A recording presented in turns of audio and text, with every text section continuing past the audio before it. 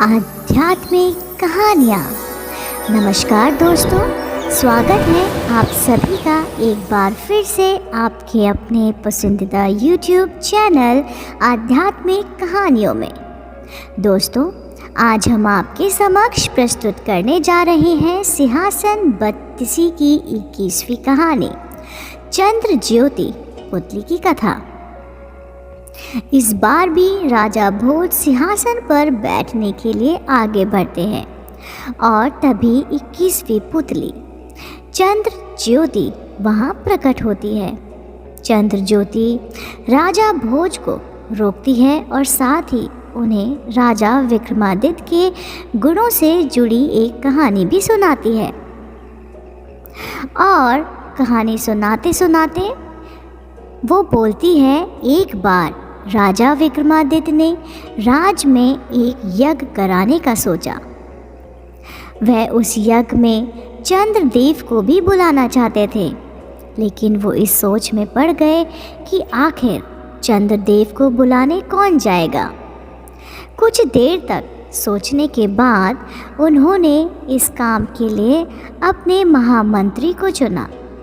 राजा ने महामंत्री को अपने पास बुलाया और अपने विचार प्रकट किए। तभी एक नौकर दौड़ते दौड़ते वहां पहुंचा। नौकर को देखकर महामंत्री उनके पास गए। नौकर ने उनके कान में धीरे से कुछ कहा, जिसे सुनने के बाद महामंत्री दुखी हो गए और राजा से विदा लेकर वहां से चले गए।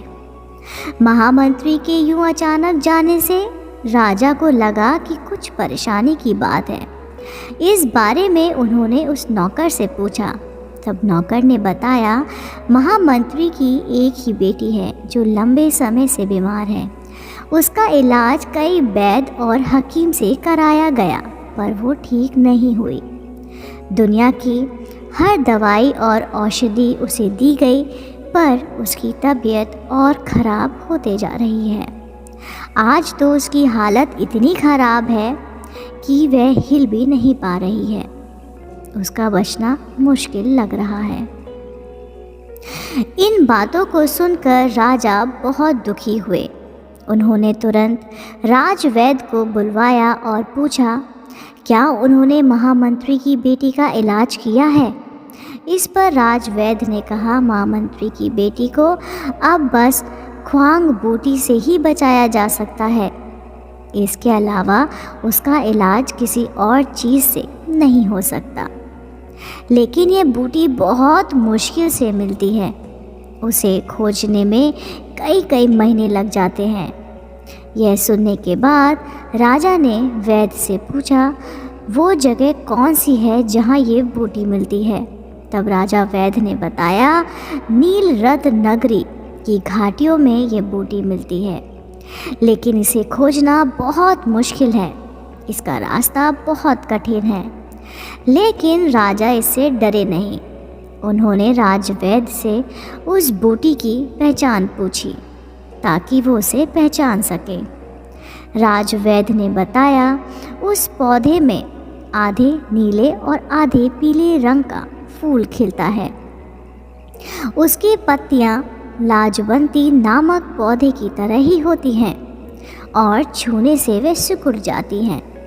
इतना सुनने के बाद राजा यज्ञ को छोड़कर बूटी लाने के लिए निकल गए। उन्होंने तुरंत दोनों बेतालों को याद किया।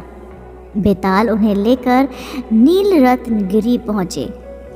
राजा यहाँ से अकेले बूटी खोजने के लिए आगे बढ़ गए। तभी उन पर एक शेर ने हमला कर दिया। लेकिन राजा इतने ताकतवर थे कि उन्होंने शेर को मार दिया। इसके बाद वो और आगे बढ़े, तभी एक बड़े से सांप ने उन्हें खा लिया। लेकिन राजा ने उनके पेट में चाकू मारकर खुद को बचा लिया। बूटी खोजते खोजते शाम हो गई। राजा ने सोचा कि थोड़ा आराम कर लिया जाए, फिर बूटी खोजेंगे। रात में उन्होंने सोचा कि काश चंद्रदेव बूटी खोजने में उनकी मदद कर दें। तभी एक चमत्कार हुआ और चारों तरफ रोशनी फैल गई। राजा ने जब उठकर देखा तो उन्हें वो नीले और पीले रंग का पौधा दिखाई दिया।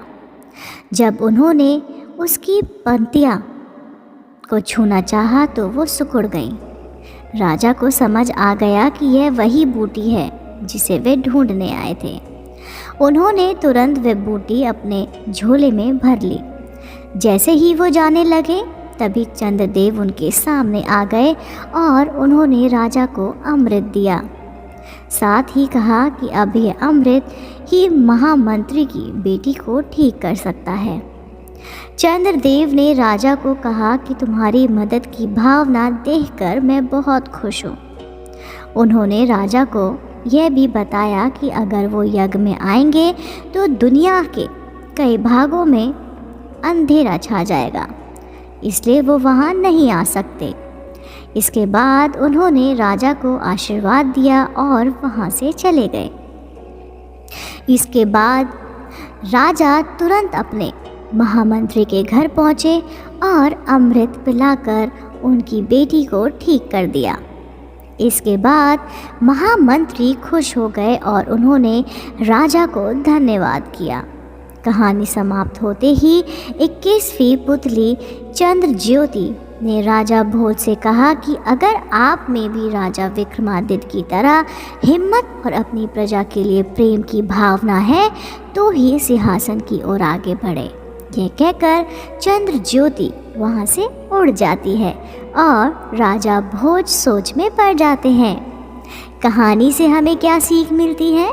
इस कहानी को सुनने के बाद बच्चों हमें ये सीख मिलती है कि हमें हमेशा दूसरों की मदद करनी चाहिए, जैसा इस कहानी में राजा ने मंत्री की बेटी के लिए किया। दोस्तों, उम्मीद करती हूँ आपको मेरे द्वारा सुनाई गई सिंहासन बत्तीसी की 21वीं कहानी चंद्रज्योति पुतली की कथा पसंद आई होगी। अगर आप ऐसे ही रोचक धार्मिक कहानियाँ सुनना चाहते हैं तो आप मेरे चैनल आध्यात्मिक कहानियों को तुरंत लाइक कीजिए, शेयर कीजिए और सब्सक्राइब करना बिल्कुल ना भूलिए। मैं आपको मिलती हूँ जल्द ही इसी चैनल पर पौराणिक और धार्मिक कहानियों के साथ। आप देख रहे थे आपका अपना पसंदीदा YouTube चैनल आध्यात्मिक कहानियाँ।